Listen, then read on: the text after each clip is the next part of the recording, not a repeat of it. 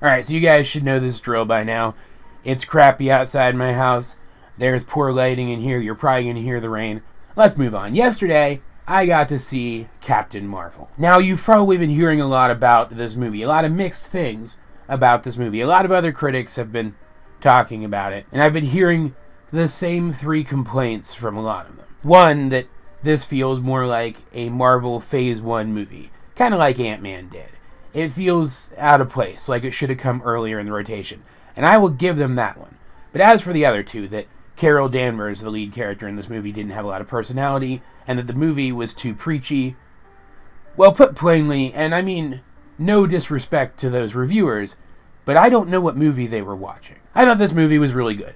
Not great or anything. It's not going to break down any boundaries. It's not going to win any awards, and Brie Larson's performance as Carol Danvers is likewise not going to win anyone any awards, but this was a perfectly solid and commendable movie. Just to get it out of the way right here at the beginning, I know it's a little off form, but let's do it anyway. I'd give this around a 7. And keep in mind, I'm comparing it to other Marvel movies. As just a movie, it's pretty average, but as a Marvel movie, I think it's a little above average, especially since the average includes things like the first 2 Thor movies, for example. Addressing those 2 complaints, yes, Brie Larson's performance as Carol Danvers was very subtle, but it had to be in this movie. The way the movie was structured, there really wasn't any other way to play it. Carol is brash and snarky and confident. She's like the typical confident action movie hero. Like, once Arnold Schwarzenegger's character in Commando gets going, that's kind of how she was in this movie. She was competent, and she was snarky. And I don't have any problem with that. I like characters like that. Just so long as they have a decent emotional through line, I tend to connect with them. And Carol did have a decent emotional through line in this movie. Like, at the start, there is this blankness to her. And I've heard some people saying that she was best at the start of the movie, but I completely disagree, because at the start of the movie, she didn't feel like a person yet. She very much felt like someone who had these traits, but who was trying to find herself otherwise. And that was entirely on purpose, because this movie was, at least in part, an amnesiac recovers their memories story. I don't know if there's a name for the trope, but that's what it was. There's a point in this movie where Carol realizes that the past that she forgot about is something different than she could have possibly imagined. And so she goes on a quest to rediscover who she was. And so, of course, she's going to feel kind of blank. She's going to feel kind of like she's not a complete person as she's rediscovering who she is in a very literal way. But then by the end of the movie, once she remembers who she is, at least mostly, I don't know if she got all of her memories back, and has reconnected with an old friend who's a very important character in this movie, she feels more like a complete person. She undergoes a noticeable transformation. She's still snarky and competent and confident in her competence, but there's an underlying humanity to her that wasn't there before, and Brie Larson plays it very well. Could she have played it better? Was she a perfect fit for these directors and for this role? Maybe not, but I still think she did a reasonably good job. And while we're on the topic of Carol rediscovering her humanity, the friend who helps her do it was a fantastic character. I just want to say that right off the bat.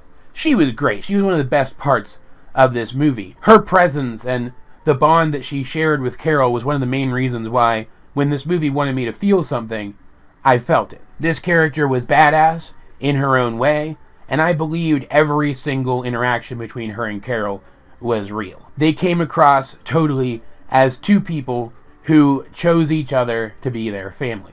That's how close they were. Now, the existence of this character and this plotline does introduce what I felt was a minor weakness in the movie, but I'll talk about that in a little while, and leave all the weaknesses of the movie for one section. On the topic of the movie being too preachy, I want to get out of the way right now that I haven't been paying attention to all of the drama going on behind the scenes of this movie. I know there was supposedly some drama. I know that apparently Brie Larson said some things that pissed some people off. And I don't care. I genuinely don't.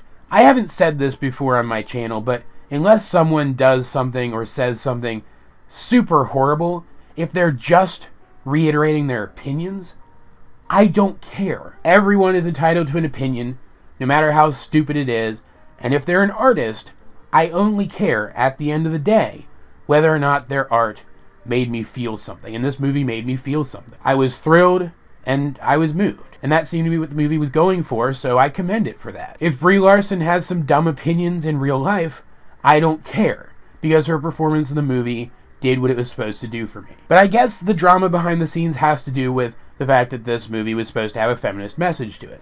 And I can see that, but I don't see where it takes over the entire movie like some people are saying. At its heart, this was an underdog story more than it was a feminist story. It just happened to have a feminist lean to it because the main character is a woman. We get, throughout the movie, these flashbacks of Carol when she's younger. No spoilers there, they're in the trailers. And that's where most of this comes through. As a child, and as she was getting into her career as an Air Force pilot, Carol was told that she couldn't succeed, that she wasn't strong enough. And there were people around her who were really shitty to her, and they used the fact that she was a woman to justify that they thought that she couldn't succeed in what she was trying to do. But these were the same kinds of people who would have found something else to disparage her for if she wasn't a woman, if gender wasn't something that they could latch on to in this specific regard. And let's be clear, Carol is framed as an underdog. At the start of her timeline, she's not some girl/woman who is more competent than the men around her and yet doesn't get opportunities because she's a woman. She's not as strong, or as fast, or as competent as some of the people around her. She is an obvious underdog, and it's the fact that she continues to get up in spite of her weaknesses, and in spite of the disparaging things that people are saying, and keep trying, that makes her the hero that we get at the end of this movie. It's a coming-of-age story. It's an underdog story that just happens to have a slight feminist lean because of who the main character is. But at no point did I feel like this wasn't a story that everyone could relate to. Did the writing in this movie clearly intend for girls to be able to pick up on this message very easily? Yes. Was it preachy?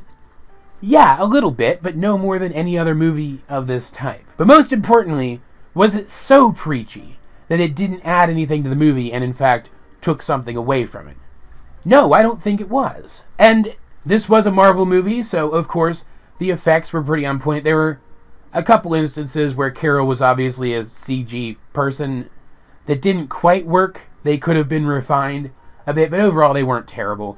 And the energy effects applied to her body, the Super Saiyan effects, as some people are calling them, because they did very much resemble something like that, which I very much appreciated, were all excellent. Like, the effects in this movie, the energy effects on Carol as she's doing all of her cool energy stuff, makes me confident that we could see a live-action adaptation of Dragon Ball that wouldn't be absolute garbage. Seeing Nick Fury as a younger agent who wasn't the Nick Fury yet was a real treat, because he was still super competent. It wasn't like he didn't bring anything to the movie at all, but he still wasn't quite the Nick Fury yet. And that was cool to see. And it was also cool to see Coulson in this movie as well. Like, maybe you don't know that. Maybe you haven't watched all the trailers and you don't know that Coulson's going to be in this. But he is. As a younger agent, a new agent. He isn't Coulson yet either. Like, I'd argue that Coulson doesn't come into his own until Agents of S.H.I.E.L.D. But it was still super cool to see him in a Marvel movie again. And he was very much Coulson. He did have an impact on the story. Not as big a one as Fury did, but he still had a big impact on the story whenever he was on screen. Whenever he was on screen, he made a choice which affected the plot. That's not to say, though, that everything about this movie was great. It still had a lot of problems. For example, I think they crammed a little too much in here. The movie jumps around a lot, and that is a problem. It feels a little unfocused. In fact, I honestly think that if you had expanded on the plot points in this movie, you could have gotten 3 full movies out of it. You could have had Nick Fury's story of coming into his own and becoming the Nick Fury. Maybe he bumps into a different alien character, or he encounters some alien tech, or starts communicating with an alien, and through that learns all of the stuff that he learned in this movie about the greater universe as a whole. Comes into his own as the Nick Fury, and that's the movie that we get. Nothing else besides that, and I think it would have worked. The rest of the plot points in this movie, I feel, could have been split into 2 Captain Marvel movies. One, where she is a heroic Kree soldier on Hala fighting against the Skrulls, and establishes that part of the Marvel Cinematic Universe and sets a status quo so that the second Captain Marvel movie can come around, take us to Earth, and give us this whole Carol discovers the truth about her past plotline that we got throughout the majority of this movie, which gives us the twist that we get regarding the Skrulls in this movie and turns the status quo established by the first movie onto its head. Kind of like how Winter Soldier turned the status quo of the Marvel movies up to that point on its head by revealing the truth about S.H.I.E.L.D. Because yes, there is a twist regarding the Skrulls in this movie, and despite the fact that I kind of worry that they stepped on their own toes a little bit and that they won't be able to do some comic book plot lines that I really wanted to see them do because they introduced this twist, it was still an interesting and effective twist, but it wasn't as effective as it would have been if we had seen this world established more firmly. And by this world, I mean the world of the Kree and the Skrulls and their conflict. If we had gotten an entire introductory movie featuring Captain Marvel in the conflict against the Skrulls, showing us the dynamic of that conflict, then this twist would have been far more impactful than it was. But because we didn't get a lot of time to see what that world was like before the twist hit, it didn't have the weight that it could have had. And I think that was a mistake. And I honestly think that they made the choice to cram all this into one movie because they wanted to save this character and use her as a bridge between Infinity War and Endgame. They didn't want to introduce her before it was absolutely necessary, and that was a mistake. I really do think that we should have gotten my proposed Nick Fury story and my proposed first Captain Marvel story before Infinity War, and then gotten the second part of it, the part with the Skrull twist, in between the two movies, as this one was. I think it would have improved this storyline a lot. There's also, as I mentioned before, something which I thought was a weakness in the plot regarding Carol reuniting with her friend, and that's the friend's daughter.